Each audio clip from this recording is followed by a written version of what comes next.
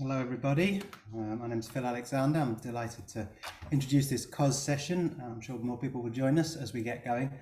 Today we have Vanessa Paloma-Elbaz in conversation with Jonathan Glasser, and they're going to present part 2 of Jewish Saharan Women's Songs for Birth, which is coinciding with the launch of their website Yalala UK, which I'm sure they'll tell us about. I'll just very briefly introduce Vanessa and Jonathan. Vanessa is a researcher, she's a performer, an archivist, and she's been described, I like this quote, as a kind of one-woman roving museum of her own by the New York Times. She's currently research associate on the project Past and Present Musical Encounters Across the Strait of Gibraltar. Jonathan is an associate professor of anthropology at the College of William and Mary. He's a historical anthropologist whose current project looks at Muslim-Jewish interactions around music and poetry in Algeria and its diaspora in the early modern periods. Welcome all, and I'll hand over to Vanessa. Great, thank you so much. It's great to be back now that the platform is live. Back in the spring, we had an earlier kind of prep session about the platform and this idea to bring forward the songs of women from the eastern edge of Morocco in Judeo-Arabic, and to show how these songs around birth and fertility are actually inscribed in a much larger societal connection around issues of group integrity and transmission and fertility and group boundaries and things like that. So it's great today to actually have something now to show you, because it was still an idea format when we first spoke. So what I'm going to do is actually, I want to share the website, and so that everybody can see it. Oh gosh, that's not the one that I wanted you to see, right? Wait, are you seeing, what are you seeing? My Zoom room or the website? We're seeing Yalala. Oh, great. Okay. I have two screens, so I was actually seeing the wrong thing in front of me.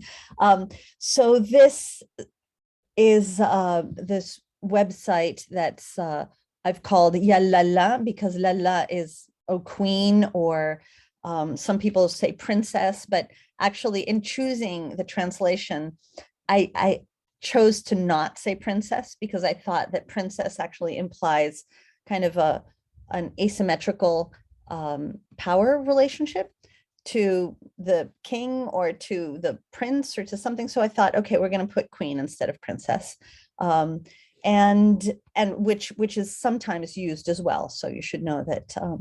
And it's a platform that is basically based around one main interview.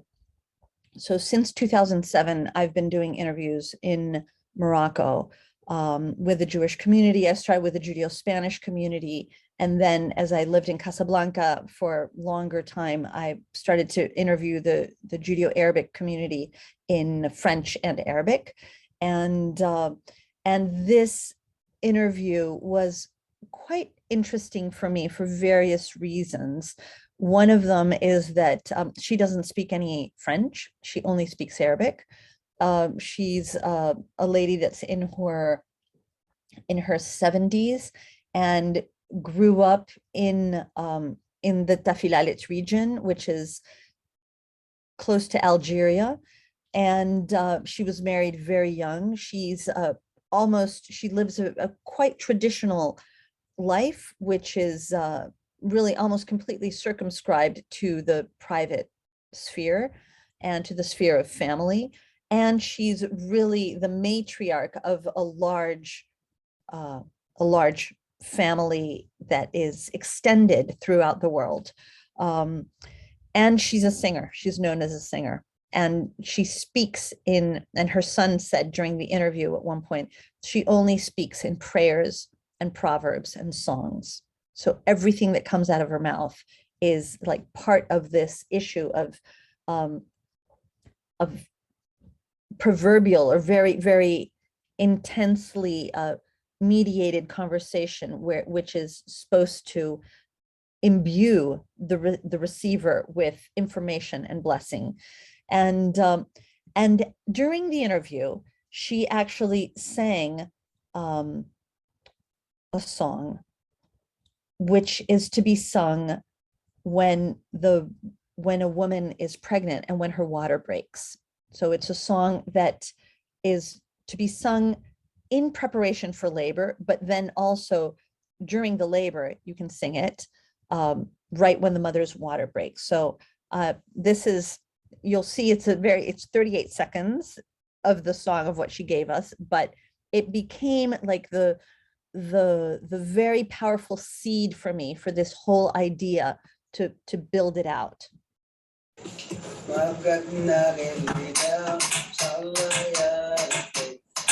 Ça, c'est quand elle perd ses os.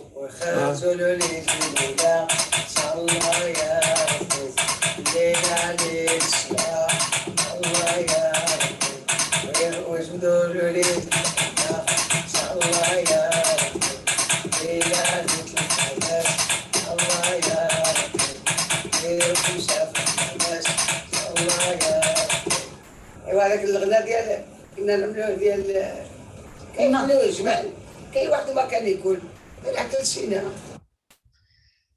So one of the issues that she had in this interview is that, of course, this is a very public and communal song that is usually sung in groups, and it's usually sung in a room, in a party, and in a room full of people with instruments, and they would take siniyas, tea trays that are metal tea trays, and there's some other examples of her playing that, and a whole group of people singing and improvising and sending veiled messages to each other through the improvisations and answering and laughing and eating and dancing and clapping, and it's a cacophony. It's not a moment of silent musical reception, shall we say. And so here I kind of asked her to do this as a favor for us and for future generations, so that we can learn some of these materials that she holds in her memory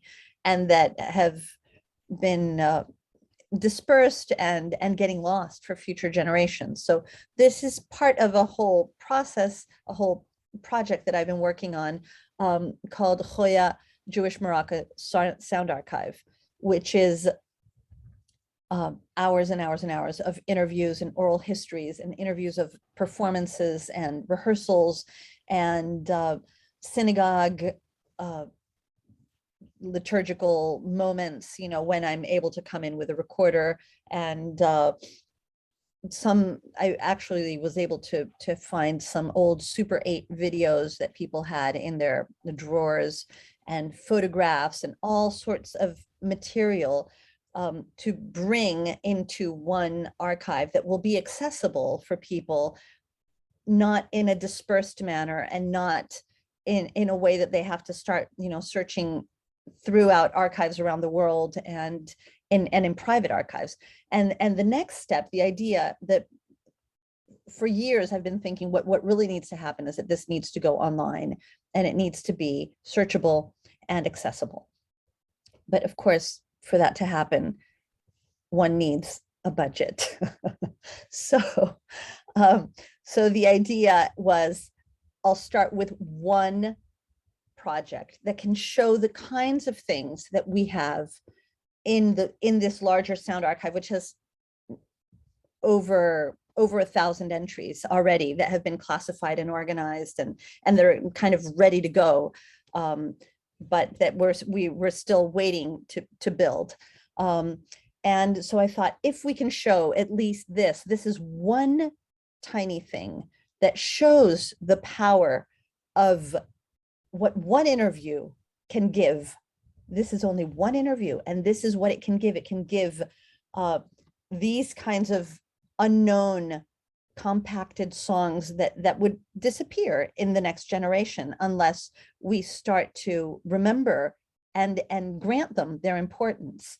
And I asked a visual artist to make a young woman who's in her 20s, who's Moroccan, to make some images and based on these. So she's a cartoon artist. So she made a couple of things, and then using also some colonial photographs. And we used an overarching narrative that is in part her narrative, but that also includes stories of other people to give a first person narrative to make it more readable by a larger audience.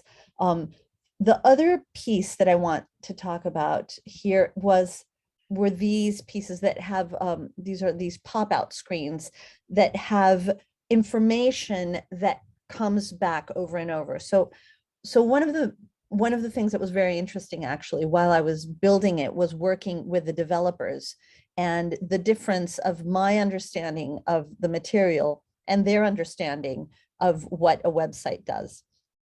And I wanted it to have the cyclical nature that these lives have, that traditional Jewish life has, and the idea of these recurring motifs, and that we should be able to move in the website in a cyclical way.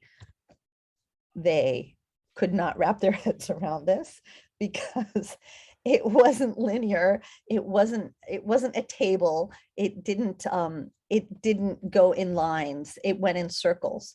And I kept on telling them, I gave them an image of a Moroccan plate, with this kind of designs. And I said, well, let's use these images to create this idea of movement across and overlapping. And we spent many hours discussing these kinds of things. The solution we came to was this, where we can show the information that will come back and that is sometimes repeated.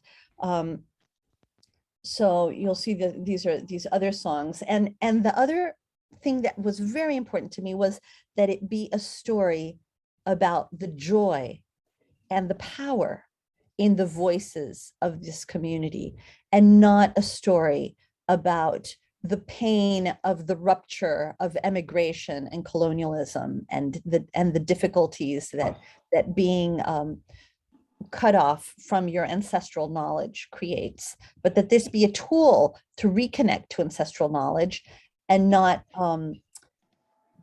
just to think about the historical difficulties that the community has gone through. I should tell you that the first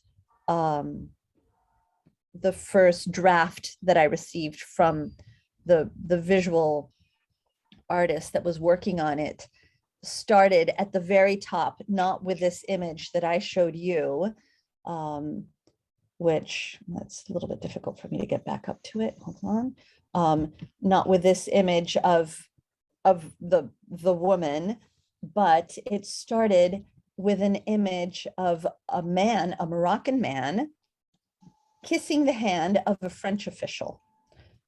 It began with, let's see, I have the image somewhere. This image right here. So the image at the very top that they chose to put was this historic and very, I would say, in a way, condescending image, but it was an image of loss of power, and it was not an image of women. And the whole story was about the pain of the rupture, and then at the end we get to, and now we have, but we do have these traditions that are so great, and we want to celebrate them. And I had to, basically they had built the whole thing, and I told them, that's it, sorry, we have to redo the whole thing. And that was a difficult conversation. but the issue really was, this is not the most important part of the story. This is a piece of the story. This is a piece of the story that happened after hundreds of years of this other piece of the story had happened, right? So it's hundreds of years of the tahdid, for example, the sword ceremony happening, hundreds of years of the berberiska of amulets, hundreds of years of going to visit the tzaddikim, the graves, and singing about the prophets, and singing about Bruria, and singing about all these other important historical moments and sonic kind of punctuations that have been happening. And so this was really the focus of what I wanted to look at mostly. We got there, and the other very, very important piece of information that I needed for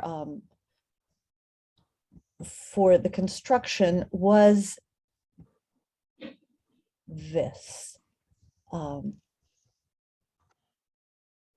This part is, for me, the most important, actually, because it's about creating an interactive people's archive, so to speak, where I'm inviting the users to look at it, to tell me, do you have a recording of your mother, of your grandmother, of your aunt? Do you want to make a short recording of one of your family members singing something or telling us a story about something that happened? Do you have a photograph that will go into the archive and then be used in the future for either a public exhibit or for research or for some other kind of use for maybe other generations to learn about a certain repertoire that they don't have access to? Or so this piece right here was really, really crucial for me to do. And so it goes actually up into the cloud, and then the material is in the cloud to be integrated into the archive in the future. The other thing that I want to say at this point before passing it on to Jonathan, and then we'll have more of a conversation, is that I was thrilled actually to be able to do this because of Arts and Humanities Impact Fund grant that I got from the University of Cambridge, Arts and Humanities, and which was then given matching and a little bit more fund from the Matanel Foundation, and as well with support from our project, Past and Present Musical Encounters Across the Strait of Gibraltar, which is now based at Aberdeen, but was before at Cambridge. And also part of the work has been done with some of the members of the Mimuna Foundation, which is a foundation of young Moroccan Muslims that study and teach about Moroccan Judaism. And then you see this here, this is the sound archive. So there's Khoya, Les Archives Sonores du Maroc Juif. So these are all, I say this is the first bit. I'll leave it here, and then I'll pass on to Jonathan. I was interested in having this conversation with Jonathan because of his work in Algeria and his work in this intimacy between Muslims and Jews, and also the fact that you've worked a lot on the Andalusian aspect, which is very different from this Amazigh, this Judeo-Berber, right, aspect, but that there are moments of interconnectivity. And so I thought this would be a very productive conversation for us to have. So we're glad to be here in this conversation on Zoom. Should I stop the share maybe and then restart? Yeah, I'll stop sharing, and then that way we can continue later. Great. Great. Thank you, Vanessa. And thank you, Phil Alexander, for having me here and the whole group. There's some familiar faces and other people I don't know or haven't met in person. So thank you so much for this opportunity to really delve into this platform. It's been really exciting to work through it. And if you haven't yet worked through the comments, the kind of text sections and also the videos, I really encourage it. It's super interesting. And what I also really admire about this, and I have to confess, I'm a total Luddite. Like I'm as people say, zero, right? Like in these matters. But it's this is a really sophisticated platform, and I congratulate you, Vanessa, on this. And I'm so glad that you also pushed back in terms of how this gets presented, right? So I think some of those moves, they might sound very subtle to some people, but these are incredibly important choices. And it's also incredibly important because this sort of platform is going to be much more accessible than something that you or I or others publish in an academic journal. And so this can have a really big impact. The other thing I want to point out is that the link with the Hoya archive is so important. And I see this as part of a trend. I don't know if it's quite a trend, but there is a movement toward having web-based archives, which I think, as you know, Vanessa, I'd be really curious to hear more about this. Archives are big projects, and they have all sorts of issues wrapped up in them. So my first book was about Andalusi music revival, mainly in Algeria. And a big theme there was the archive, right? The dispersed archive, the concentrated archive, what happens to archives, how they get housed, how they get built, and what happens to them over time. So, it's in some ways a can of worms. And at some point, in our conversation, I'd love to hear more about that. I'm going to share one link in the chat here, which is Chris Silver's website, Ramaphone, which overlaps with some of what you're doing, Vanessa, although this is basically kind of pan-Maghrebi Jewish performers and recordings. So Chris Silver's at McGill. He's has a huge collection, and it's just, for me, it's fascinating to see your work, Vanessa, and Chris's work, where you're doing academic scholarly publication, and then you're also doing archive building, and you're also making that available online, which strikes me as hugely important. I'm really excited to see where those things go. So the other thing I'm going to say before I kind of toss it back to you, I have a whole bunch of thoughts and comments, but my first point has to do with this question of the website itself. I think it's hugely important that you are integrating these clips from the actual interviews, right? And the Tahdid one is fantastic in the sense that we get a really rich sense of lots of things going on that you don't have room in the website to discuss. So for example, the question of gender, that is kind of obviously front and center, and actually gets commented on at the beginning of the video, right? Like of that clip, when women say, look, we women are following like behind the men, they go first, right? So this kind of critique. And what I love about this is that you are making this available and people can look to the degree that they want to look, and they're going to notice certain things, right? So this is like a kind of collaborative, open-ended invitation to analysis, right? And so that I'm really quite excited about that. The other piece of it is you're engaging in bringing in other scholarly voices and other artistic voices. And I was particularly pleased about Hoda's contribution, right, from the Mimuna Foundation.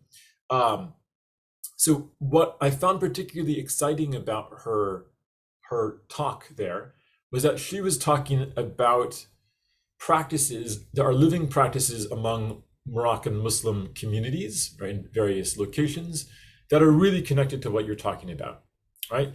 And I feel like one of the issues that comes up when we write about Moroccan and Maghrebi Jewish communities and individuals is this question of that rupture, right? And so on the one hand, we don't want to totally privilege that rupture. On the other hand, we don't want to ignore it, right? And there is obviously this, there is a certain loneliness that does come out in some of these videos, right? And in terms of what Madam Azarwal is actually saying, right, about these practices. So I do find it really powerful to be bringing in kind of the Muslim side of the picture. It's not that the Muslim practices are all continuous, right? So lots of Moroccan Muslims also talk about kind of lost traditions or traditions that have attenuated over time. But it's also really striking that some of these practices are alive, or the relative is alive, right? And so I'd be really excited to see, where that sort of conversation goes and could go, as particularly if someone like Madame Azerwal is able to, in fact, connect with people from the Tafilat, for example, who might be practicing some things that are connected and alive. So I have lots of other thoughts, including about the question of diaspora, etc. But I kind of want to toss it back to you, Vanessa. I'd love to hear about how this connects to the archive building project. Also, what sorts of dilemmas have you faced or challenges you've been facing in terms of building that archive, right? So I'm going to toss it back to you for a little bit. I'm going to mute myself, but I'll nod. Okay. Unmute as needed. Yeah. Okay, great. Yeah, one thing that I forgot to say actually was that we built it as a trilingual archive. So I put the links up here in the chat, but so it's in English as a base because I was writing it in English, right? But then it has a French translation and an Arabic translation for all the different pieces. And another thing that I invite you all to do is that after you look at it, please answer the feedback form, because I need those stats for the funders. And I have to send them a report. So that would be great. So yeah, another thing that I wanted to say that we're going to do that responds to what you're talking about, these living traditions, is that we're planning on doing an exhibit on this at Beit Dakira, which is the new House of Memory organized that's kind of been spearheaded by Andre Azoulay in Essaouira. And the idea in that, what I want to do for that and what I'm working with people in Essaouira is to record women there today singing some of the Arabic songs for birth, and to have that we'll have both of them in the exhibit and showing the traditions of like what happens when there is a birth. Like there's word, the dry flowers are always there for circumcision, for example, and certain candies and the sugar cones and certain kinds of blessings, that the ceremony, these kinds of things to look at the salt under the bed of the baby, also to ward off the evil spirit. So these kinds of things that are shared traditions between Muslims and Jews until today, and that, as in this rupture, most Muslims don't know that the Jews do it, and the Jews that are in the diaspora don't know that the Muslims do it. Right. So the Jews that are in Morocco know that the Muslims do it, right? So so the idea is to help reopen a certain channel of communication. Right. And one of the things that that in thinking about challenges, I would say, I mean, Madame Azerwal, she's made Aliyah now, right? So she's now, her husband passed away in December last year. And so she now no longer lives in Casablanca. She's moved to Israel to be close to her sisters. And so to get her, if she comes back to Morocco, maybe we could get her to do some kind of event. But because, and this is one of the difficulties that I've faced with some of these older traditional women. Somebody in the chat, somebody asked, does level of orthodoxy play a role? So they're very orthodox in a very Moroccan way, right? So they're Shomer Shabbat, they keep kosher. They're very connected to all the traditions. There's no separation between sacred and secular in their lives. Their lives are one complete unit of Kodesh, right? And so, so to have Madame Azerwal go onto a stage, for example, actually her sister-in-law was also a singer. She was from Algeria, and she never let me record her. I was never able to interview her, even though we were friends, but she wouldn't, she just wouldn't do it. And I wanted her to sing at a concert that I was preparing for the American ambassador who was, we had a Jewish ambassador to Morocco in 2013. He was leaving. And so I was organizing this concert of Jewish music with a whole variety of Jewish musicians in one of the synagogues. And I asked her, would you come and sing one song a cappella, like, you know, from the Ezrat Nashim, like sing it from the women's gal? Impossible. And I thought that would have been such an incredible moment. But so these are some of the things that I feel like, in a way, like missed potential opportunities, but the chasm is so great that the performances exist within their context or in their home, but taking them out and showing them in other kinds of spaces for them is a little bit, it's uncomfortable. They don't feel like they're a singer enough to be able to do that. Sure.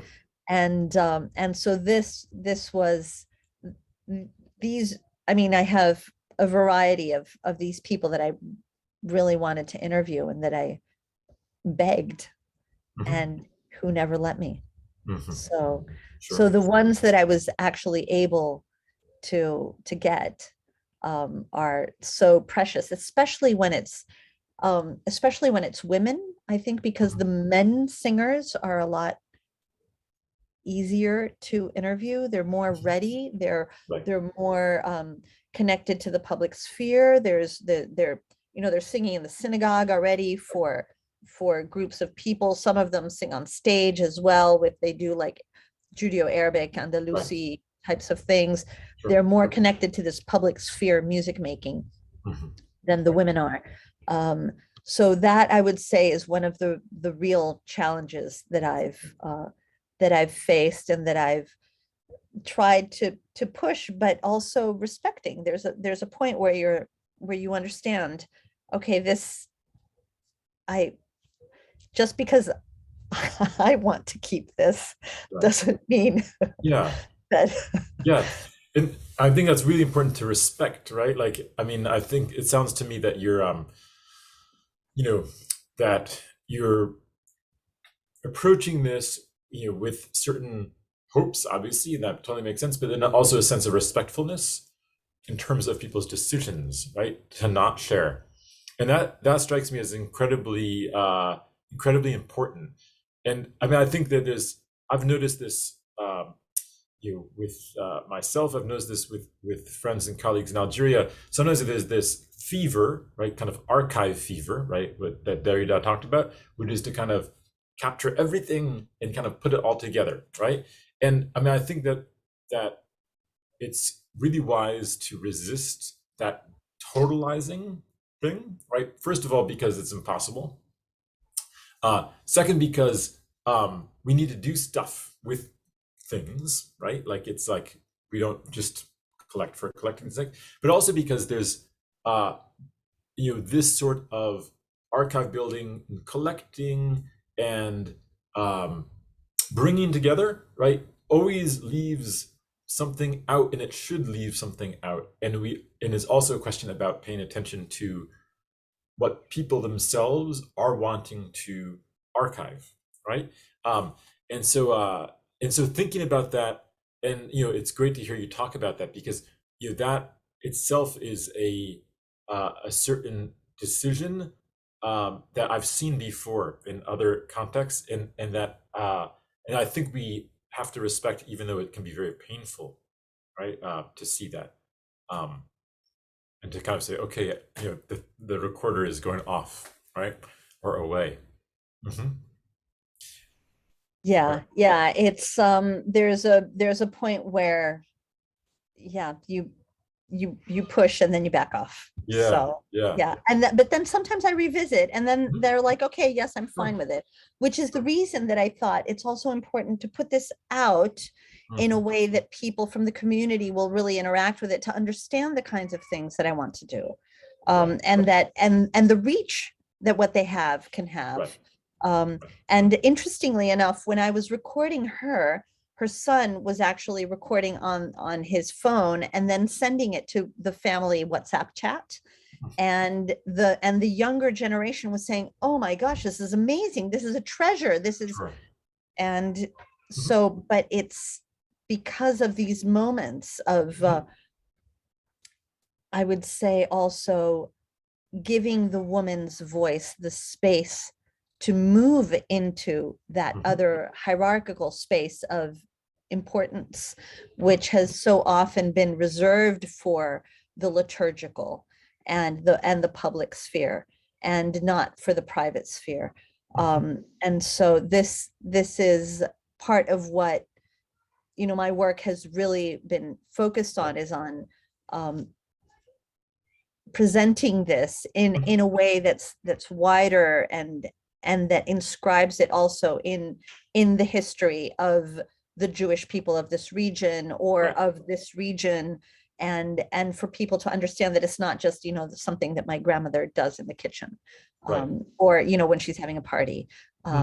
So the other thing that I wanted to mention quickly, well, you should all know that my children are downstairs having some kind of a party, and so I'm a little bit distracted by hearing them, because I don't want you guys to hear them. But yeah, well, I'll leave it at that, because yeah, there was something else that I wanted to mention, but it's gone. I want to just make one more point, and you know, I'd love to talk a little bit more, but also in context that, you know, people have lots of questions, I'm sure, because I don't want for us to totally hog it, right? But can I just make one point about the question of diaspora? So obviously, when we're talking about the Moroccan Jewish community today, we're talking about a diasporic formation, right? Like, and that, you know, that's very visible here, and you can read between the. You mentioned it. You can also see it and hear it, right? In terms of the mix of languages, etc. Like, in some of the videos, and this has been such an important theme, I think, in some really cutting edge work about the the Muslim Jewish interface in Morocco. So one of the things I'm just going to throw in the chat, right, is Kamal Hashkar's film Tinghir Jerusalem, which does, you know, some beautiful moments of, you know, talking to Muslims actually in the Tafilat, not far from where Madame Azarwa had lived, and then, you know, bringing in questions of music, right, in various ways as a sort of, you know, pivot for thinking about interaction and for memory. But the thing that I want to ask you a little bit about is this issue of diaspora and where diaspora starts, right? So obviously we can think in terms of the long durée of Jewish diaspora, but if we just confine ourselves to the Moroccan context, it seems to me that Madame Azarwa herself, like many Moroccan Jews, had lived in a sort of diaspora in Morocco, in the sense of people from the Tafilat and from other rural areas, who then wound up going to cities like Meknes, and then eventually from Meknes to Casablanca, right? And so to what degree can we think of there being a diaspora in Morocco in this period from, say, the 1950s or even the 40s up until basically now? And then what might that do for thinking about this problems of continuity, right?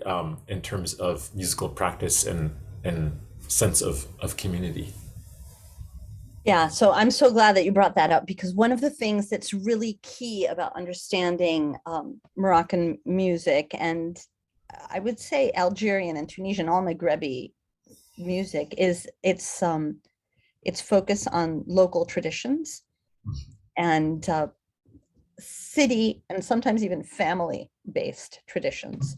So sonic traditions very often. So the songs of Tafilalet are different from the songs of the Dra, and they're different from the songs of Marrakesh, and they might have certain melodies that connect, but others are completely different. And if you know this one song or this one repertoire, then that means that you really belong, that you're really in. So it's kind of like a calling card of belonging to a certain environment. So when she actually traveled, when they left the Tafilalet and went to Meknes, right? That already was a rupture. However, Meknes was an area where a lot of the Amazigh Jewish families and the Saharan Jewish families, right? The Sahrawi Jews went. So it wasn't as much of a rupture, we could say, because there was a new formation of a core that was from the same area. And then this next movement to Casablanca created a next movement. What happened in Casablanca that was quite different is the education of the children, where it became a lot more French. And so then the next generation, not their children, but their children's children's, are completely French educated, and it's their children all speak French, but also perfect Arabic, and the grandchildren speak French and good Arabic, but it's now they speak at home, they speak French, they don't speak Arabic. Right. So there's a level of disconnection from a linguistic intimacy, I'd say. And so the interesting thing, and the reason that I put in the platform, that I put in the video of Rabbi Meir Balanes, right, of the tzaddik that's not from Morocco, right, but that is this very important tzaddik that a lot of women actually revere and connect to, because the Rabbi Meir Balanes is the one that answers your prayers, is the one that always answers the prayers of the women, and that women ask and light candles to and do all sorts of in a way offerings, right, of time and intention. And their prayers are in Arabic. There's a question that Alex has. The prayers are in the women's intimate prayers are in Arabic, because that's the language they speak. They'll know to say the brachot in Hebrew. They'll know certain standardized prayers in Hebrew, but the men actually know the Siddur back and forth, right? And will sing, but a lot of the piyutim are also in Judeo-Arabic. So some of the paraliturgical repertoire and especially the repertoire for the hilulot, for the pilgrimages, for the tzaddikim, are in Judeo-Arabic. And so one of the ways to reconnect to their land, to the Tafilalet, is with the hilula, with the pilgrimage for the Rabbi Abisera, Rabbi Yitzchak Abisera, right? Which is, so that's the region where the Abisera family, that the Baba Saleh comes from. Those of you that know the Baba Saleh in Israel. And it's, so it's, the idea is that it's also a very holy region, and each region in Morocco also has their own tzaddik, their own saints, and their own yearly pilgrimage to go to reconnect to the land. And in a way, it's not just reconnecting to the land, but it's also making a lived Jewish presence in the land for a period of time. So there are places that haven't had a Jewish community living there for 50 years, but every year they know that the Jews come to do their hilula. and the Jews come and they bring a whole economy with them, right? Because they need to hire cooks and this and cleaners and guardians for the cars and all sorts of things. So this is part of what is happening as well. There's also, somebody asked a question about kolisha, and this is another thing that is actually not an issue in this community. Kolisha, for singing in the synagogue, yes, but singing at a hilula, singing in what I call these semi-public spaces, semi-public communal spaces. So they're in a wedding, at a bar mitzvah, at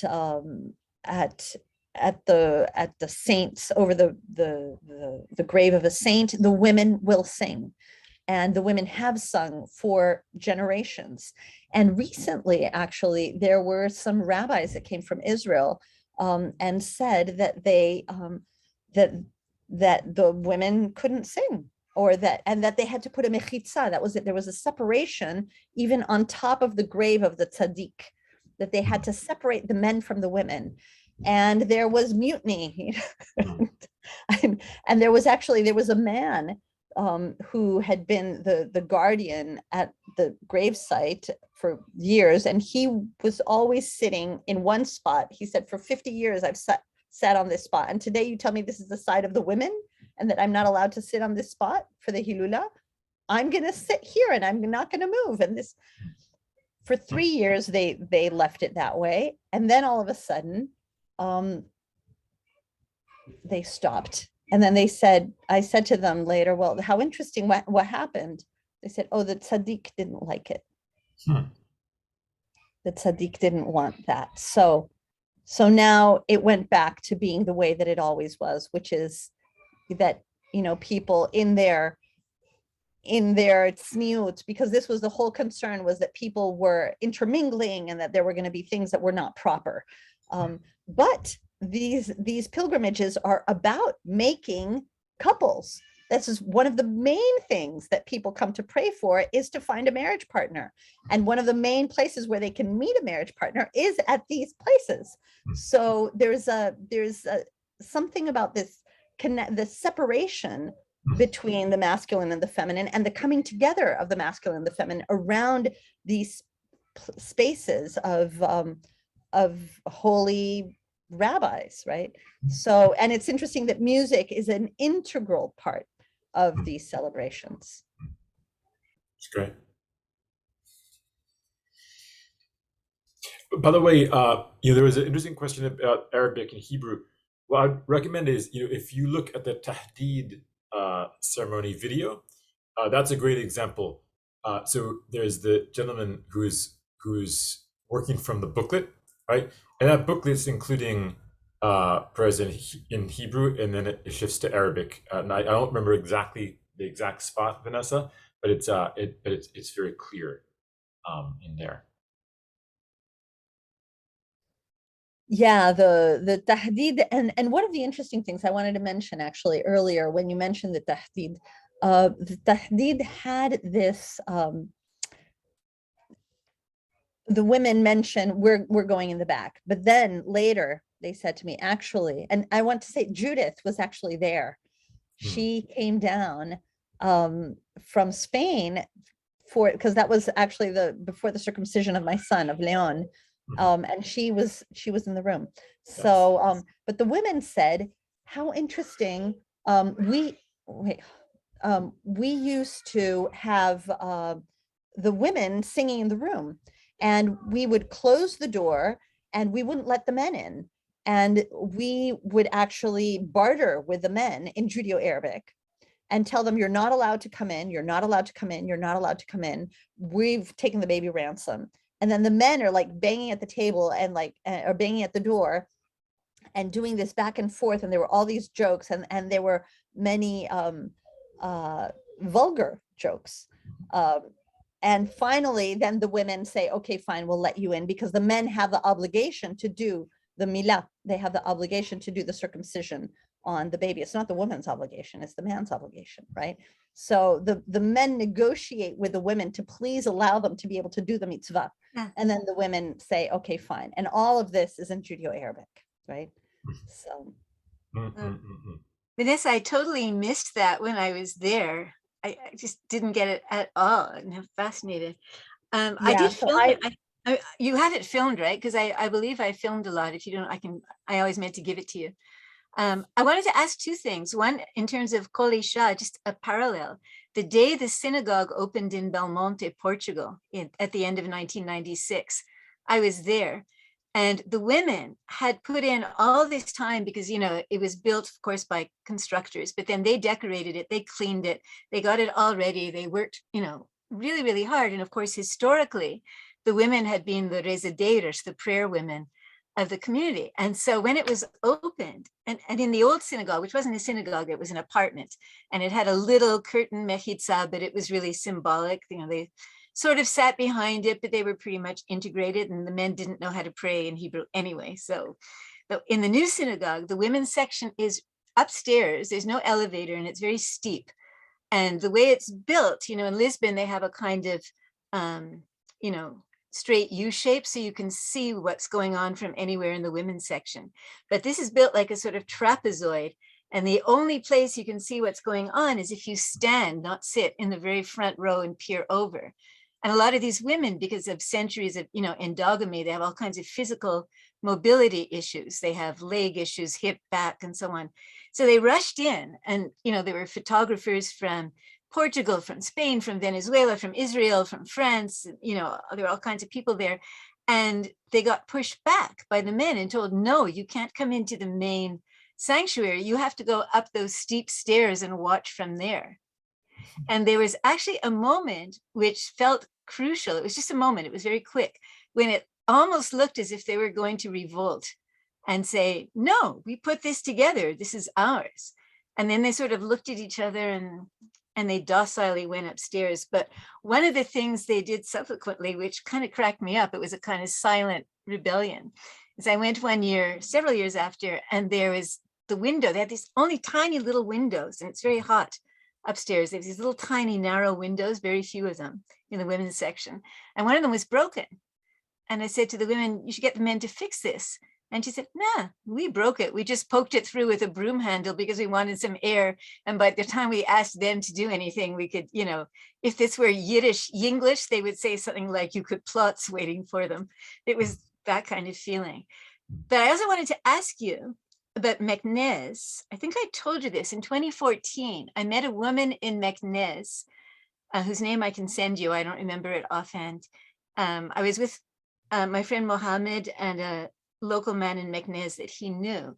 And she said that she had this place for women who were abused by their husbands. And it was a safe house. And they could come and stay, and they paid for all the costs by doing henna. And if the men wanted to come, they had to give them presents before they could even talk to them and get them to come back. And she was going to sing me some songs, and we took her phone number. But when we called her back, she had decided not to. Do you know anything about this? No, I don't. No, I mean, it doesn't surprise me. There's, yeah, but was this a Jewish woman? No. No. But she it's not was a woman. not Yeah. far from the old Melach. Yeah. You know, by then, of course, by 2014, there's what, a dozen Jews left in Meknez or something, very, very few. But we were trying to look for parallels. And the idea was to interview and then talk to you and see if there were parallels among the Jewish women. But, and I don't know, like, is there abuse? Is it silence? Is it talked about? Is everyone fine with the women in their family? Is there no abuse of women at all among the Jews? It's not talked about, that's for sure.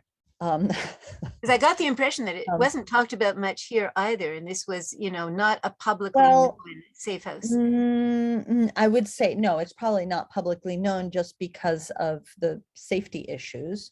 But I mean, I've heard of a couple of cases, but not more than that, when I was in Morocco. And also it depends. One of them was a woman that actually wanted to get a divorce, and the rabbi refused. It depends which rabbi you go to, right? And she went to the wrong one. So yeah, so I mean, the issue though is that there's a real asymmetry with issues of financial security.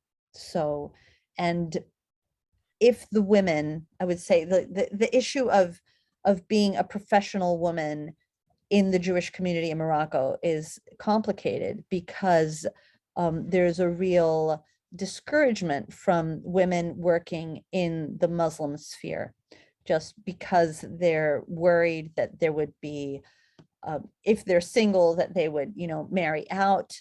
And if they're not single, that there would be adultery with, the Muslim community. And so that is definitely a real boundary. So, so what happens is that either you come from a wealthy family, and so you have your own personal financial backing, right? Or, and you have your brothers or your fathers or, whoever's around you, to kind of counter your marriage family, right? Because this is sometimes seen as you're not married with, but you're married against, right? So there's this concept of, so a woman isn't necessarily always protected, which you find, I mean, in the Judeo-Spanish songs, we find this all the time. She's not protected by her family that she married into, but quite the contrary. So she has to come in with a strong ketubah, right? And that will protect her, and a strong male kind of cohort around her. If she doesn't have that, then she can be in a quite vulnerable position. And because of the social stringencies, they will not work outside of the community, most usually. Some of the younger generation does, but not that much. Or she'll have some kind of private business that she'll be the boss of, right? So like a shop or, Right. different things like that. But it's I would say it's complicated, and because it's a minority in a it's a minute minority today. They also don't want to kind of do any whistleblowing that's going to make the Jewish Right. community look bad. Right, because they've got enough So, trouble. well, they don't Well, have not trouble, but trouble, it's a vulnerable position, even if they it's, don't, they don't want to say, our men are bad, they want to present, the Yeah. whole idea is like, this should all be presented as a very tight and perfect unit, which I think is one of the reasons that we have so many songs about, well, in Judeo-Spanish, we have all these songs about the mother-in-law and adultery and all these things.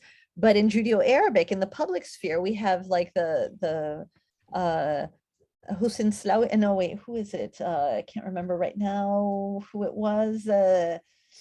It's Tlat Ashab, Albert Suissa, Tlat Ashab, the three brothers, and it's three brothers that are talking about, it's a qsida, it's a long poem, narrative poem, like a romance kind of, but in Arabic, talking about the wedding problems and how, and the problems of being married, and like how, what a drain, like each brother is complaining about their wife.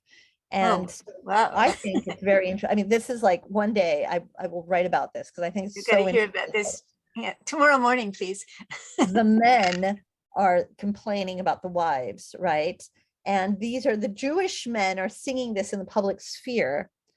And so one time I was in this concert where this Jewish man was singing this in a Ramadan concert, I think it was. And the audience was like 99.9% Muslim, and everybody was cracking up. They were laughing so hard because but I also think that it was a very interesting moment of connection between the Muslim and the Jewish men kind of showing and sharing their difficulty in relationships, and that it's a very common kind of feeling. And the same thing happens between the women. So the Jewish and the Muslim women will complain about the husbands and kind of connect on that, on these gendered lines, so that it's not anymore about their religious affiliation, but now it's about their gendered affiliation. And so these are the kinds of cracks that are interesting, but that also are very quickly covered over inside of the Jewish community because of its position as a minority community, and that the idea is that it's that it present as well, protected, rounded units of social integrity. So I see there's another question. I'm just going to ask one really quick, specific one. The thing about asking permission for the baby, to hold the baby, is there a parallel to in Judeo-Arabic to the Judeo-Spanish Moroccan song at the wedding where the men say, "Give us the bride"? Where they go, "Danos a la novia que por ella venemos." That one, if you don't give her to us, we'll have recourse to the law. Si no nos la dais a la ley, volveremos. no, they don't have it. Why? Because that, I think, is the song that is sung the night before, right? So it's the night before when the novia used to be processed.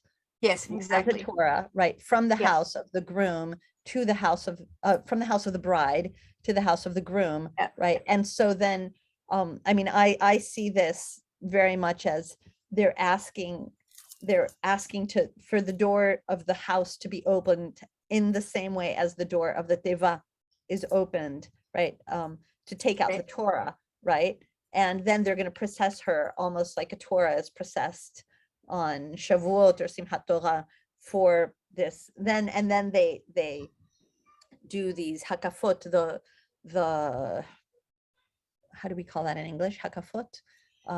Circumambulations. Thank you. But the Muslims have the same procession with the bride. They process the bride through the streets. I was just at one of them a few years ago, and she's not the Torah for them. So, what's the connection? I mean, they have exactly the same kind of procession. The Russians? The Muslims. Oh, the Muslims have the Yeah, they do this, and I've been Yeah. at it. They take the bride, yeah. and it's the evening, and they bring her to the groom's house from her mother's house, and Yes. she's riding in a little box on top of the horse, and so on, and then they take her Yes, out. So except, what's the connection there? except that we have because the connection is that the same songs that are sung before the bride is taken out are also sung before the Torah is taken out on Shavuot. So it's really a parallel. And the bride is also dressed in the same way as the clothing of the Torah. So there's a real, and it's interesting because this night, like this image that I've shown on the Yalala of all this dress before the wedding, the brides, I've had brides tell me, this day is more important for me than the chuppah. The henna ceremony, that the day before, right, is more important than the chuppah. The chuppah is like the men's ceremony, but the henna, is the women's ceremony. It's the party, it's the bride's party. So there was a question here about divorce. Do men have more than one wife in some communities? Does man grant a divorce? Is family intermarriage? So these are a lot of different questions. What is the feeling about divorce? To be avoided at all costs, right? But it still happens. It depends on the family and the community and the do men have more than one wife in some communities? Not anymore. However, it's not written out of the ketubah. It's even in my own ketubah, which is Megorashim de Castilla, right? So it's from Castilla, but it was written out in Morocco, in the Moroccan rabbinate. It says that they said to me, they asked me actually when we did the Tnaim, they asked me, or they said to me, he has to inform you and ask your permission if he wants to take another wife. So they still say that, right? It's still part of the ceremony. It's not been completely written out. And yes, only the man grants a divorce.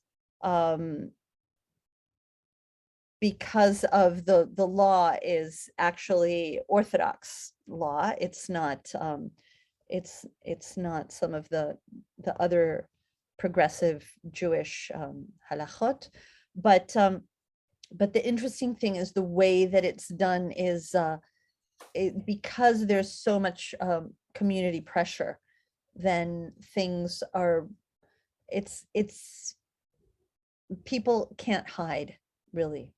So if somebody's going to grant his, I mean, the problem is that they can leave the country and then they can go somewhere else and leave the wife as an aguna, but then they would be, the Moroccan community is so interconnected, even in all these different countries, that the person would be kind of like blacklisted in any Moroccan community that they would go to. So so these are the things. And even there was a case of an Israeli Moroccan who was a rabbi and who moved to Morocco. He was living in Israel, but he moved to Morocco in order to not grant his wife a get. And he left her without a get like for 15 years or something like that. And even the rabbis in Morocco and the people in Morocco and everybody was pressuring him. But since it was in Israel, it was very difficult to actually get it to. Finally, he gave her a get, but he gave her a get once she was old enough that if she remarried, she couldn't have any other children.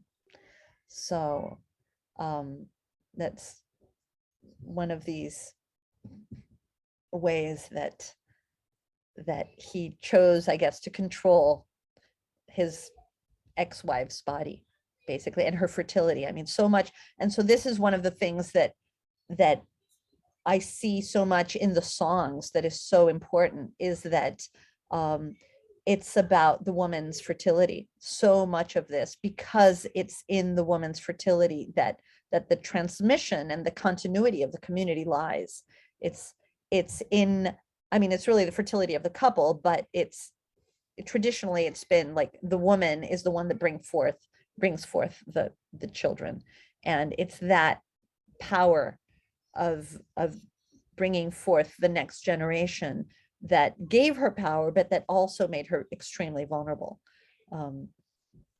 The wife can refuse to accept the divorce. Yes, she can refuse to accept the divorce.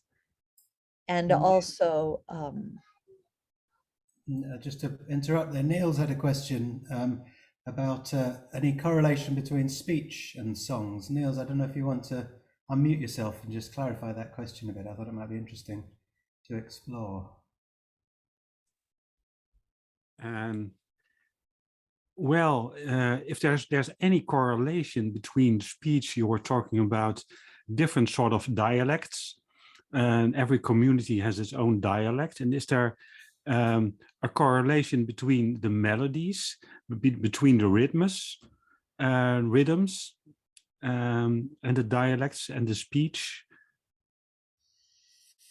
Have you researched something about this? you know, I'd have to think about that a little bit more, because I haven't listened to them thinking about the difference in accents. So for example, like the accent of Marrakesh is quite different from the accent of Fez, right?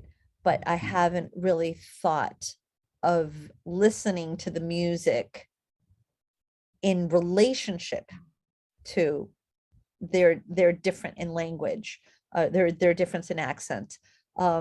However, I mean, the other thing is that some of the melodies actually travel. So the one of the things that we sometimes tend to think about when thinking about the localized traditions is that these traditions were from that place and they never moved, but actually there was so much internal migration in this area, and throughout the Maghreb, there's so much migration between the communities with marriage and with economic opportunities that were looked for somewhere else, and the melodies always went with them. So for example, Yossi Shitrit, whose work I imagine many of you know, actually told me that there's a melody that is from Fez that existed in Tarudant when he was a child. And they also sang it on Sukkot, on the first night of Sukkot, in Judeo-Spanish. And it was this one family that came from the north and that continued transmitting this to their descendants. And it was like their job, their way of remembering their ancestry that was a Sephardi Judeo-Spanish ancestry, was to sing this one song on this one day in this one language. And they didn't know what it meant anymore. And they didn't know, there was no connection to what it had been, except for the knowledge that they had to keep on singing it on that day. So so there's a lot of porosity and movement that, yeah, I think Jonathan wants I'd add, one thing that I've been really intrigued by is the presence of Algerian music and kind of, and in some cases liturgy in Morocco. And so you can see the marker of this in the whole idea of dziri, which simply means Algerian style. And so I mean, that's a much bigger scale. Niels, I get the sense that you're asking about some things that are more at this level of the sort of mechanics of prosody in speech, and then how that might be getting translated into song, right? So I personally can't really speak to that, but certainly the larger level of songs and even genres, there's lots of examples of movement, which also, of course, get connected to the language or the kind of Arabic being spoken in some cases. Alex, I see you have a question. I have a few questions. I find it quite intriguing, especially the customs, because what you mentioned before about various different families, even if they were in the same region, had their own customs. So the families, through migration, I presume, to a region, brought with them their own customs, that again, their own songs, their own traditions. So inter-family life, as maybe one from one family and tradition married another family, if that was possible, or did they keep within their own traditions? If so, the melodies that were used by families, like we do on Pesach or something like that, we have traditional family songs which have been handed down from generation to generation to generation to generation, and they might be completely different from the family who live next door, who come from a different region, who have their traditional songs. I mean, I'm not talking about the modern stuff, I'm talking about, because variations on a theme. So within that, that idea, what were the differences, and did they inter-exchange these things? And that's why you get maybe a whole melting pot of different traditions today and confusion. And another question is, if you can't find somebody to sing, are these notated? And if not, can you notate them so at least you can preserve them that way? Yeah, so the notation is a whole other can of worms, because there's so many things that you can't notate, and usually the most interesting things are unnotatable.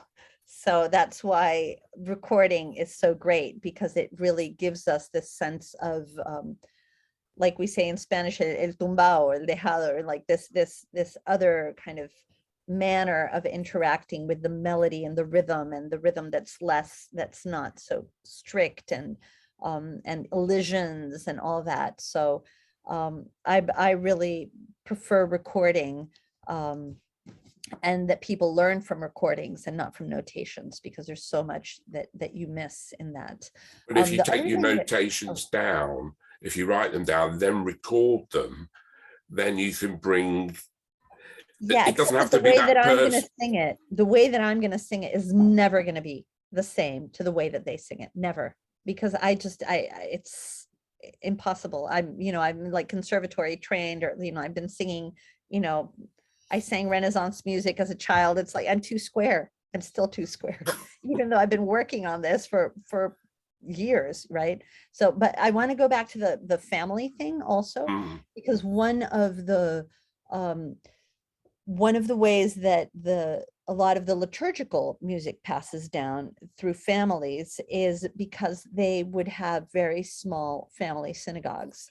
So if you had a certain amount of men in your family, right, then you might actually have your own family synagogue. And if you were wealthy. So in some of the larger cities, many of the very wealthy families had a synagogue in their own home. And As the Arabs did. It's the same thing. It's the same tradition. Oh yeah, to have a small A but you know what? prayer area, which I the remember wealthy that Arabs did. in Colombia, when I was growing up, there were wealthy Catholics that had chapels in their homes as well.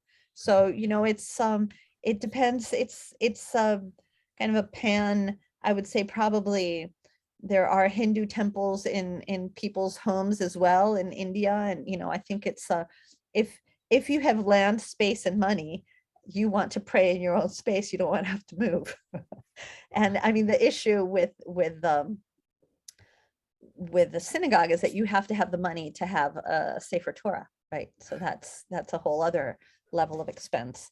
But so reading the musical notation notes for reading the Sefer Torah, is it traditionally Arabic, Sephardic, or is it because again you've got Indian, Sephardi, Persian tradition, Iraqi tradition, and they're all slightly different. And again, the way that the Torah is written again is not like the Ashkenazi Torah, and it's not even wrapped. It's usually one single wrapping, and it's opened that way internally and held that way. So is this prominent within these communities as well?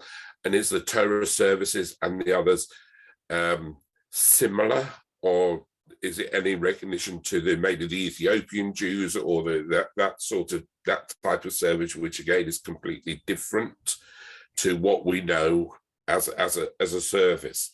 So no, the service is almost exactly the same. There's some prayers that are a little bit different, but and there's some piyutim that get added in, but the structure of the Siddur is almost exactly the same to the Ashkenazi services. The te'amim, right, the cantillation signs are have a different melodies than the Ashkenazi melodies, but just like in, I think also the Germans are different from the Eastern Europeans, but right? they're still called the same, etc., etc. They're still given the same, yeah. It's the same names and the same, the same, except that the melody is different. It's different melodic units. And also you should know that the Psalms also are sung with a trope. So, and a very specific trope that is taught and sung. And the Torah was actually taught until very recently in a cantillation, and then in the language, and then in either Judeo-Spanish or Judeo-Arabic. So the children would learn Bereshit bara Elokim, and then they would say it in Judeo-Spanish or in Judeo-Arabic with the cantillation, with the Torah cantillation. So this is very, very, very steeped and oral and traditional and learned communities. The other thing that's very important to know is that since the 16th century, there was a corridor of rabbinic literature between North Africa and Italy. So Venice and Livorno and even books from Poland came to North Africa and are still in circulation until now. So there are very important books from the Renaissance that that talk about Kabbalah. Somebody had a Kabbalah question earlier. So Kabbalah is part and parcel of the way that this community interacts with their religious life, ritual, and daily living on a daily basis. And it's not just, you know, the most learned men, and people might not know that it's a Kabbalistic information, but it's seeped into the way that the community operates so much that people live in this manner. And I've noticed that everybody knows these things off by heart, and you hear it on a Friday night service that even the little children or the babies know all these piyutim, bab pair off by heart, and it doesn't matter how religious or irreligious they are. They know much more than the Ashkenazim do within this. Because it's not about being religious. It's like, you're a Jew. Tradition. This is what you do. You're a Jew. Yeah. And it's Jonathan, all do you want to say something to this? Beautiful chanted. Yeah. Thank you. No, I mean, you mentioned, like, I think I was going to mention something about the family synagogues, which, you know, very, very common pattern. And then I'm not very steeped in the question of cantillation. And you know, my sense is that there are important kind of regional differences. I mean, Edwin Sarusi's work has touched a little bit on, not so much on cantillation, but on some really interesting regional differences in terms of piyutim. And there's some really interesting things he's pointed out in terms of the Sahara, in this case in Algeria, versus some of the cities. But yeah, this is fascinating. I've learned a lot actually from this exchange. Yeah, I mean, I think the thing is that it's so detailed, it's so rich, and it's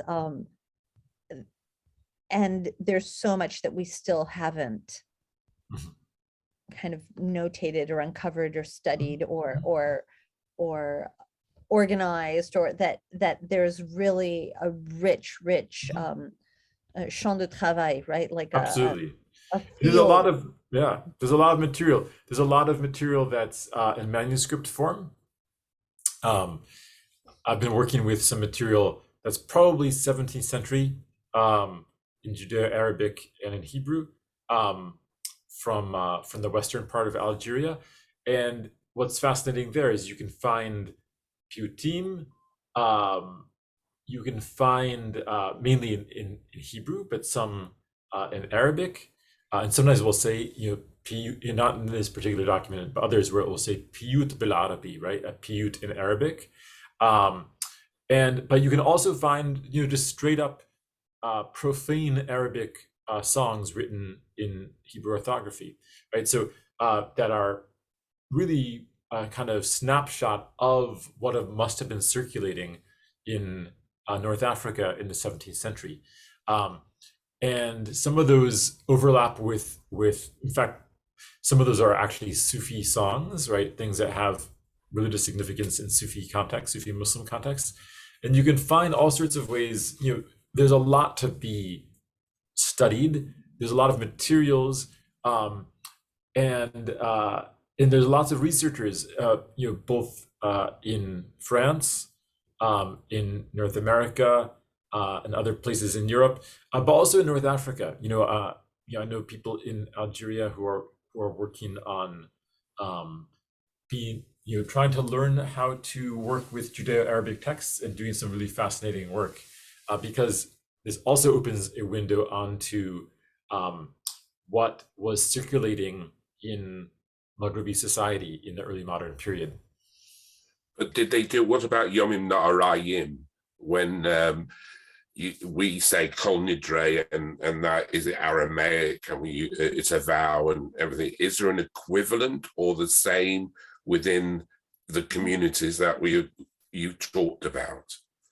Yeah, because these communities came from Spain, right? And many of them actually had reintegrated crypto Jews that were actually, they are the ones that needed to say the Kol Nidre, right? Because they had actually, some of them had converted to not be, to not have a Mhm. problem, and then they fled. So yeah, the Kol Nidre is definitely sung.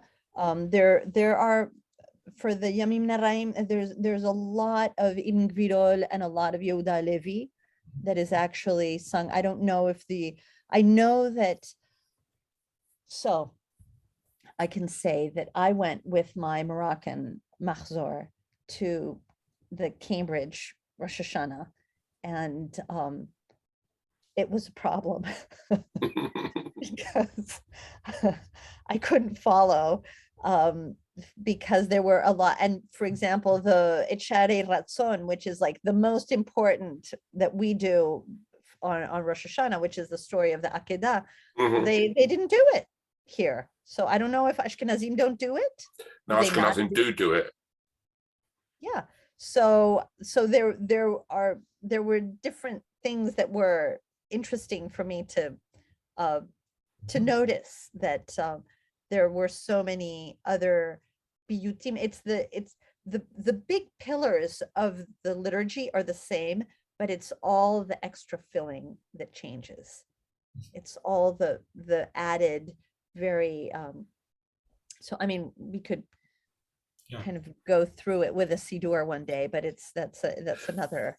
Do you have the same problem of modernizing things like they have in America, or the Ashkenazi, like bringing in the happy clappy and that? Is there a sort of movement to walk from the youngsters in changing the traditions completely and doing something like they do in the Ashkenazi American reform movement, or the other or the conservative movement, or Not very much. The only thing really that is that there's a Lubavitch.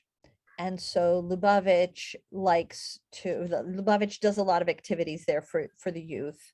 And some of the younger guys go to Lubavitch to pray, and so they learn different melodies, and then they come back to the traditional synagogue, and then they want to do some of the Lubavitch melodies. Like, for example, there's in the Chazara of the Kedusha, there's one Hu Elokeinu, Hu Avinu, Hu Malkeinu, yeah. That one, they love doing it. And all the older Moroccan guys are like, they just stand there and wait for like the youngsters to finish their Lubavitch thing, and then they continue. I have to add something That to will kill tradition. It should be forbidden, basically. They can teach you whatever it is, but to change the minhag kills the whole tradition of what you have. I have to intervene here, because yes, there's definitely this question about Chabad that comes up in Brazil as well, by the way. Comes up all over the world. A friend who complains about that in his Moroccan synagogue, about this influence from Lubavitch. But on the other hand, when you look at the melodies that men have been using for many generations, right? There is a long, long tradition of contrafact. I mean, it goes all the way back, right? When you look at 17th century, what is the melody being used for each of these piyutim, right? And for these prayers, often they'll say, sing it to, the song, the apple of my beloved's cheeks, right? So these are songs from Arabic, right, that were very popular. And you can find all sorts of examples of this in the 20th century, right? So there's that fantastic recording that Paul Bowles made, that Edwin Sarusi wrote a commentary for, where there is a piyut from Meknes that's being sung. It took me a long time to figure out what this was, but I played it for an older Muslim Moroccan musician friend of mine. He said, "Oh yeah, I know exactly that. That's the song. It's a song from the 1950s. Talat al-Ghiba, the separation from the beloved has gone for a long time, right? And that's by a popular singer, Moroccan Muslim singer from that era. So there was no. And if you look at some of the language that was being used in some of these collections, say an early 20th century collection from Meknes, where it says, look, we are giving the names of these different songs which go well with these Putim. And some of them are love songs and they're erotic, right? And what are we doing? We're attracting the young people to the service through using melodies that are associated with, you know, popular erotic songs that could then be translated into another kind of love, right? But Joe Amar did this in the 20th century with his music. He took it a stage further using the traditions, and it's been translated into.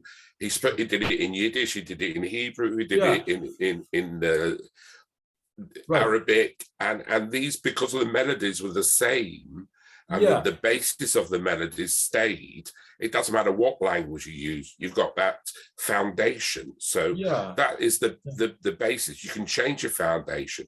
It's the same as some of the Shabbos Zemirot, which the tunes haven't altered in hundreds and hundreds of years, but they just adapt them slightly, making it slightly more modern. But if you go back to, I don't know, the 9th century or 10th century, and they were using the same tunes. So, you know, suddenly it becomes a modern hit because you just tweak it a bit.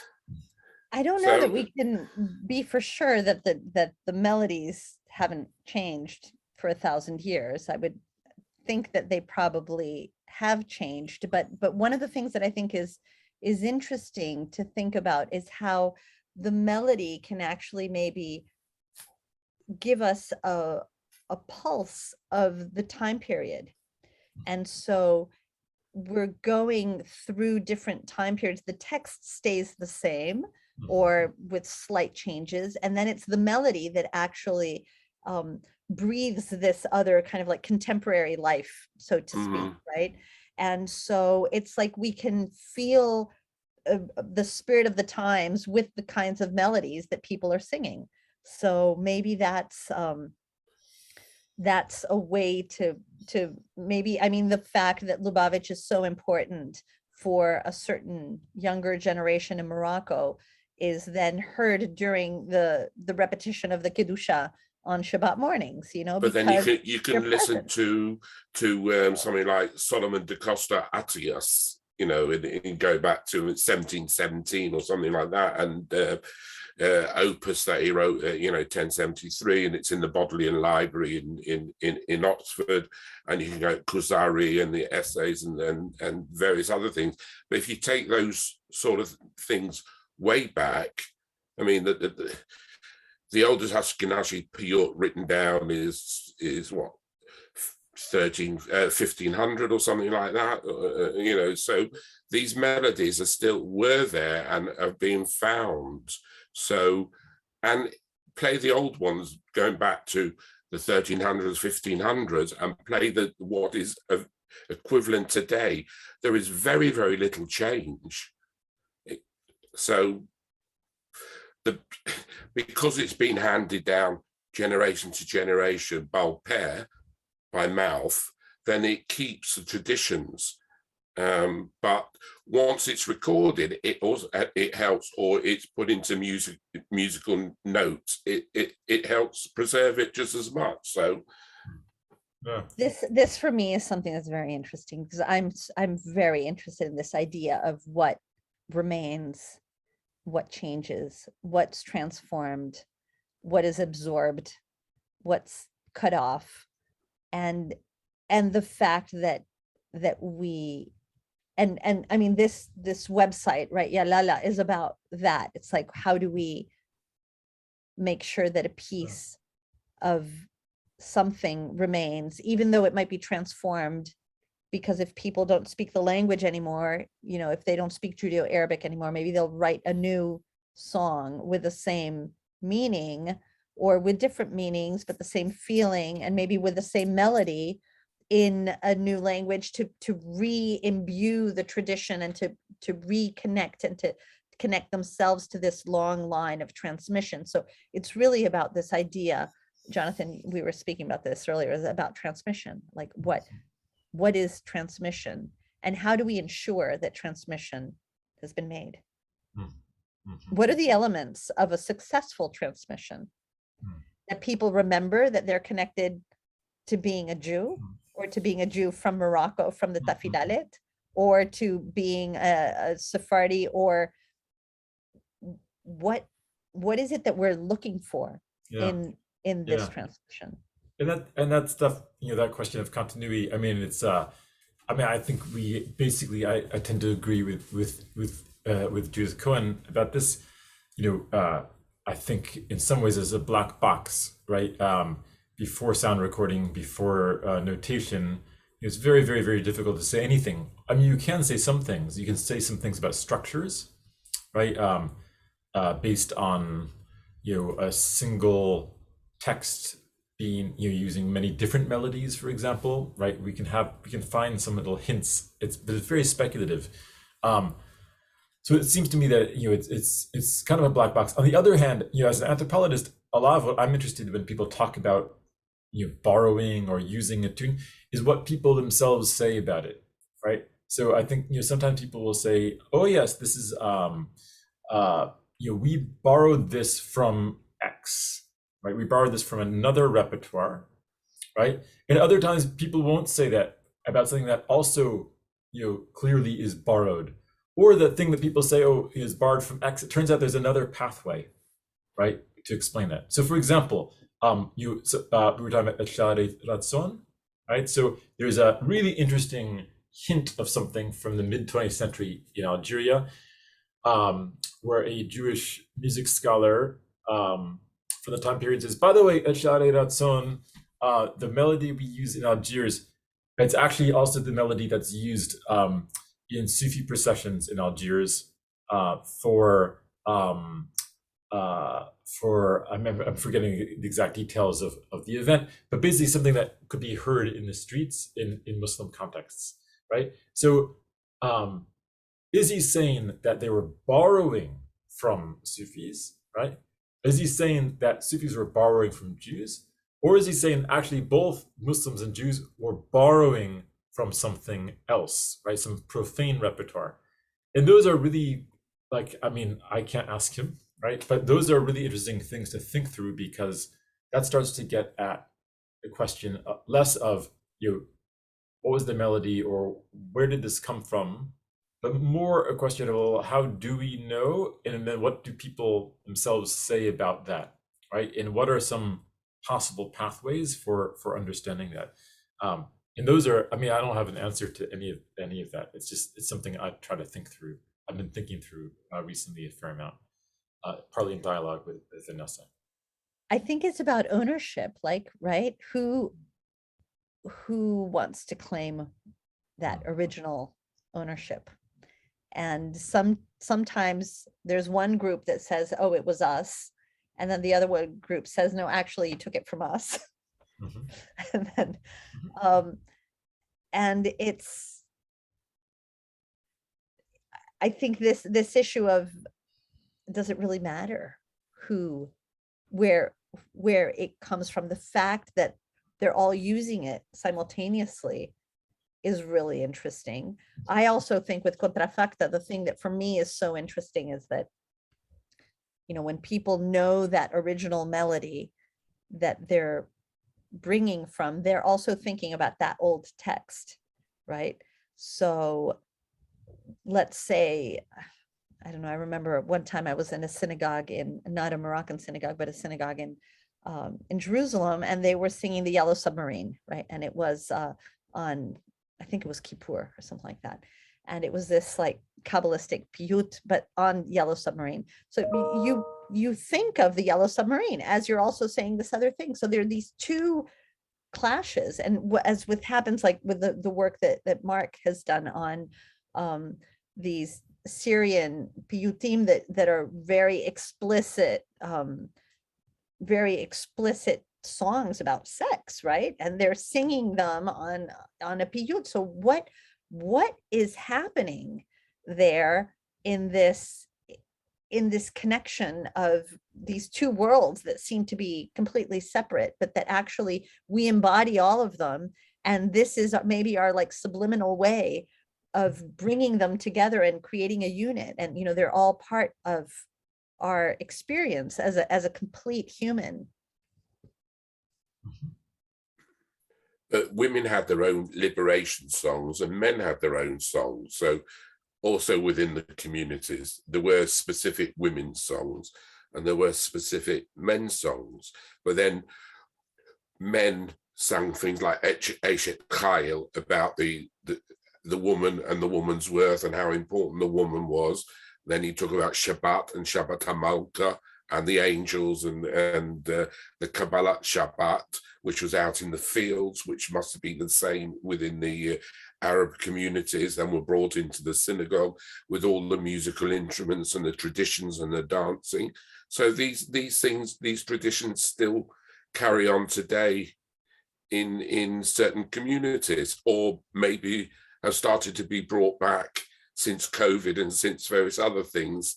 You see it more and more now than you've had in the last 20, 30 years. So what is the answer? How long is a piece of string?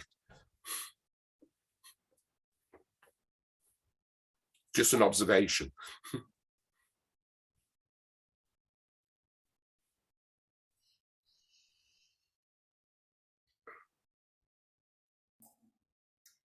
Anyone have anything else to come in on that? Masses to think about. I think for my money, it's interesting, Alex, I hear you come back to this theme a lot, and I understand it and I agree with it. And I also agree with Vanessa that in some sense we're talking about transmission as much as the details of transmission. I think when something like Chabad is in there, it's a bit like fighting Coca-Cola though, isn't it? There's a global reach which changes the balance of power there in terms of how melodies can be got into a place. And I think that makes things difficult. And I wonder, Vanessa, how long the elders will just put up with the boys singing the Chabad songs until there aren't the elders anymore and all we have is Chabad songs. But Philip, this is the problem. This is how you lose tradition. It's not just happening in Arabic countries, it's happening in Eastern Europe, in Hungary, in Czechoslovakia, in Poland. You know, why have they the right and the power to take away the traditions or the minhag of these communities, which because of them will be lost? And their traditions, who says they're right? They're only from the original Hasidic movement. And then again, according to which Hasidic path you took, you adopted these melodies. They're very, very new, but they are destroying communities by introducing, and they're allowed to do so, which for me is tragic. You know, I go to many communities around the world with conventions and listen to these beautiful traditions that are being lost because somebody's influence with Carlbach or somebody's influence with Chabad or wherever it might be, and it's got to be stopped. Well, I think though that the issue is that it's almost impossible to stop change, right? Change has been happening since the reason the Talmud was written down is because there was change, right? So we have Talmud and Gemara because of change from oral tradition to written tradition, right? So these things are happening and they transform our practice and our Judaism, and so the issue is what stays, what do people choose to hold on to, what do they choose to stay connected to, and what are the things that people say, okay, this isn't necessarily core, and so we're going to, so for example, in some of the wedding songs and some of the songs that I've studied in Judeo-Spanish in Morocco, most of the repertoire is almost completely forgotten.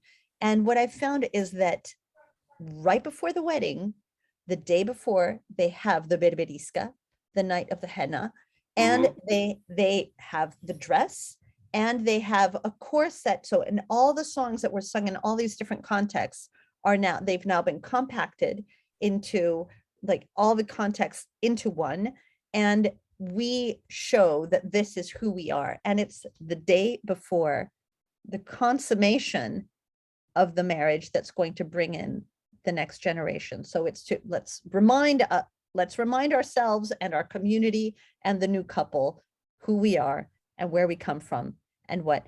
And it's still, for now, we're still doing it. Will we still be doing it in 50 years? Maybe there'll be one song left in 50 years. Maybe there'll only be the dress left in 50 years. Maybe there'll be a different song with a similar story.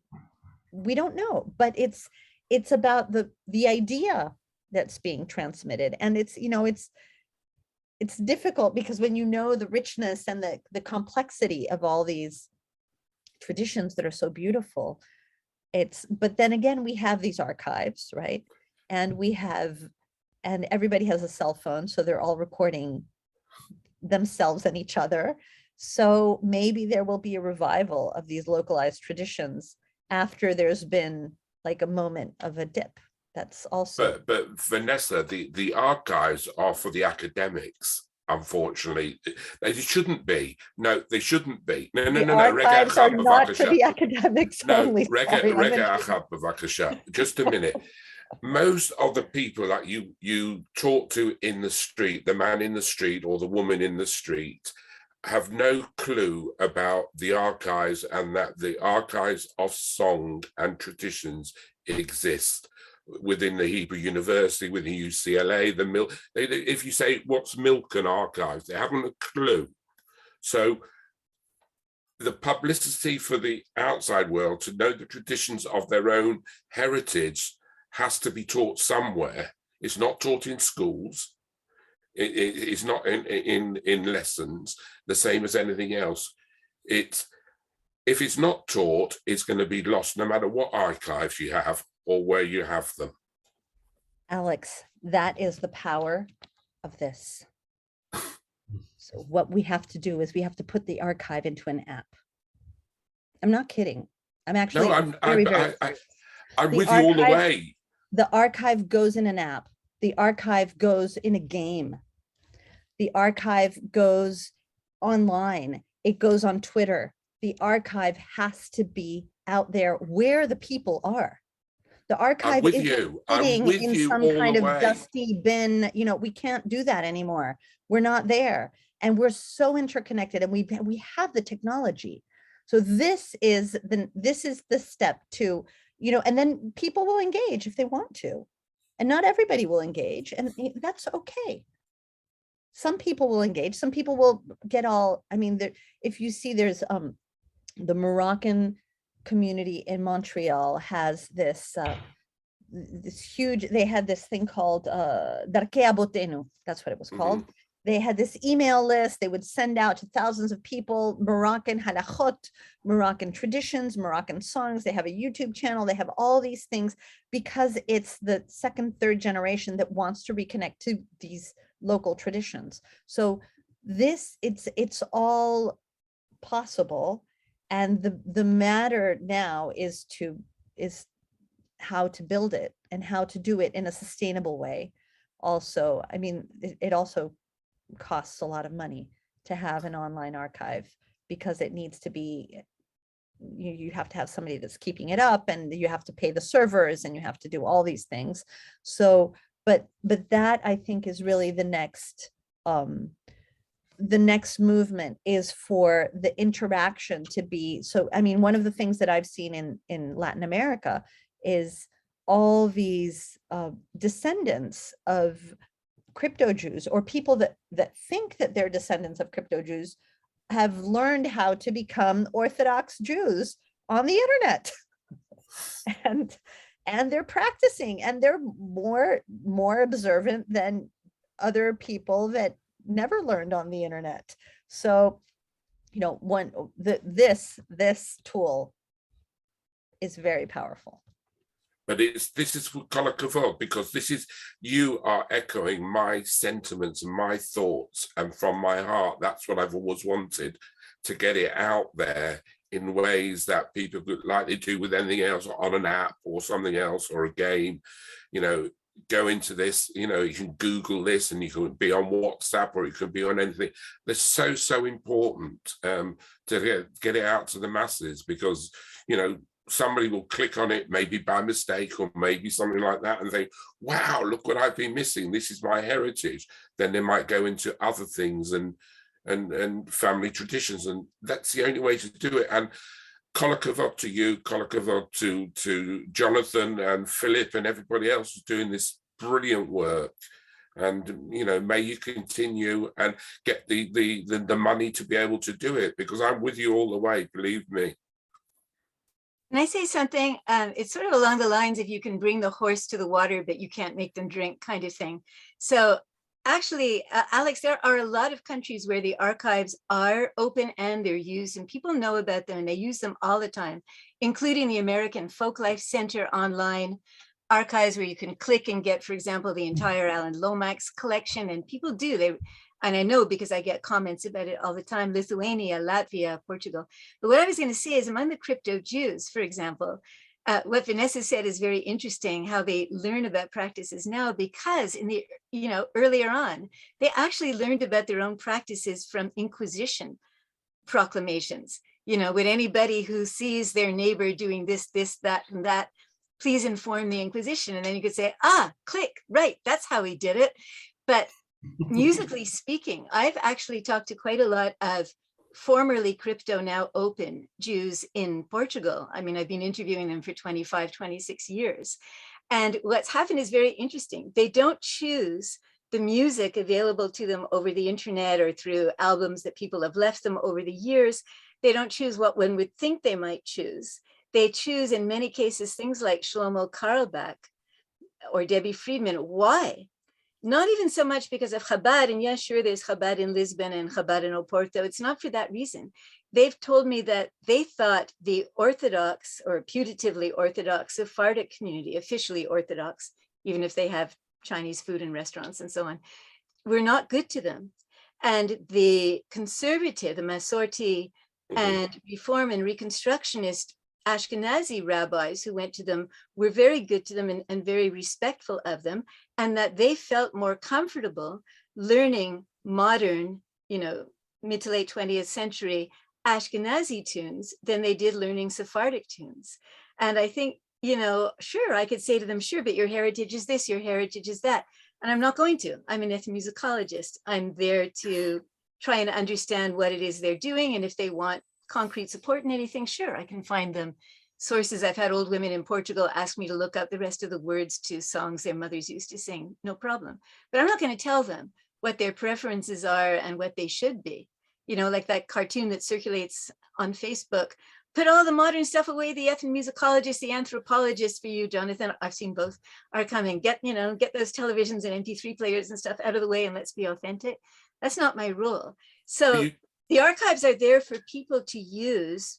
Your wonderful archive, Hoya, and every other archive that's usable are there for people to use, but they're not there to order people what they should choose for the next stage or the parallel stage or the ongoing stage of their tradition. As much as it hurts me personally to say that, I would love it if people used, went back to all the old songs and stuff just because I love them. But people have to make their own choices and build their own. What, Judith? I think that there's something really interesting in what you just said about that they choose the Carlebach and the conservative tunes because maybe that is what Judaism is for them. It's about that kind of relationship. And so the tunes then kind of mirror the kind of the relationship and the feeling that you want to have from your engagement with practice.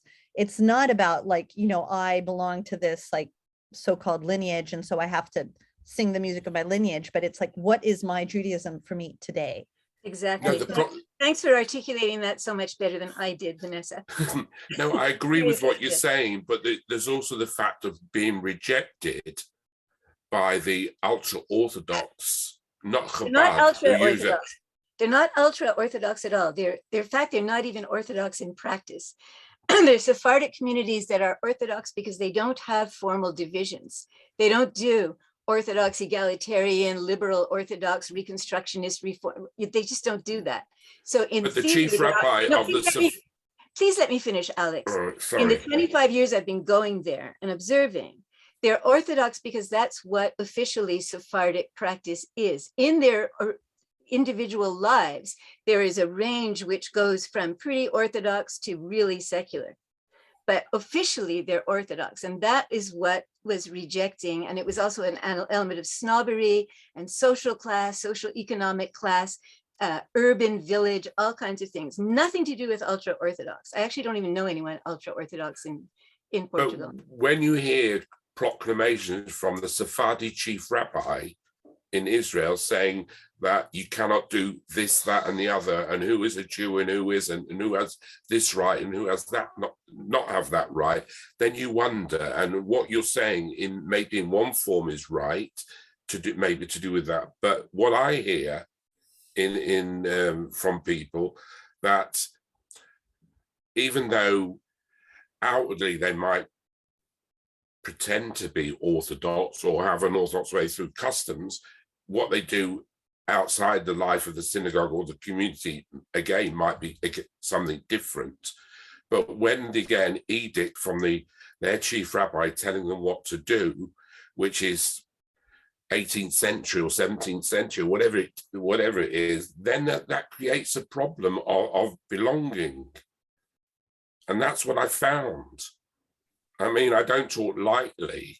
You can get the quotations. It's in the Jewish press, in the Orthodox press, or the religious press, where a guy stands up, who's head of the Sephardi community, and dictates what his community should or should not do. I think we're talking about different things. I mean, I read the newspapers. I know what the chief Sephardic rabbi says, but I'm talking about specific communities and what they hear. And what they mostly hear is not what the chief rabbi in Israel says at all. What they hear is what their local rabbi says, and they don't even have a rabbi half the time in Lisbon. And what they see is Jews saying they're Orthodox and going out for Chinese food and telling them that they're sort of not upper class enough. And what they see in Belmonte is whatever rabbi happens to be coming by. I mean, things are changing only recently because now everyone's got the internet, but they didn't until, the past 10 years or so. So I'm not, we're talking on different scales. And I think Vanessa and I, in different ways, are both speaking about really concrete ethnographic fieldwork over a long time in communities that other people could have a different vision from me. I'm not saying I'm the expert in crypto Jewish life in Portugal. It's my perspective. But without having all this time spent with them, I can never say things that Vanessa can say in Morocco because she's lived there, and she's lived there on a daily basis, every aspect of daily life for years. Certain people can't say what I can say after, spending 25 years off and on living in the homes of village crypto Jews in Portugal. It's not the only thing that can be said. Many other perspectives, exist, and I'm not the only one, Vanessa is not the only one, and so on. But at least we're informed by this daily life. And I think where we're coming from as ethnomusicologists is this whole idea that you need both. You need the history to give you perspective, you need the bibliography, you need the studies, you need all that, and you need the daily life and the daily interaction with the group that you're trying to understand and to explain to other people. Whether we have the right to or not is another story, but anyway. Yeah, but I had that with the Ethiopians many, many years ago when they wanted to return to Israel. There was this question of, are they or are they not? Do they belong or do they not? And then there was so much trouble over the years of where they came from and were they Jews, and it took a long time and certain Orthodox liberal Rabbonim to make sure and to change these things, and some of them even had to go through conversion again because of this problem. And this is what you see. So are you within crypto or other families, are you Jewish, or is your customs, is it Arabic? Is it where you come from? What do you adapt because of persecution, etc., and because of geographical location? So all these things come in, are factored in when it comes to these things. It's not as simple, as people, as you know, it's not simple.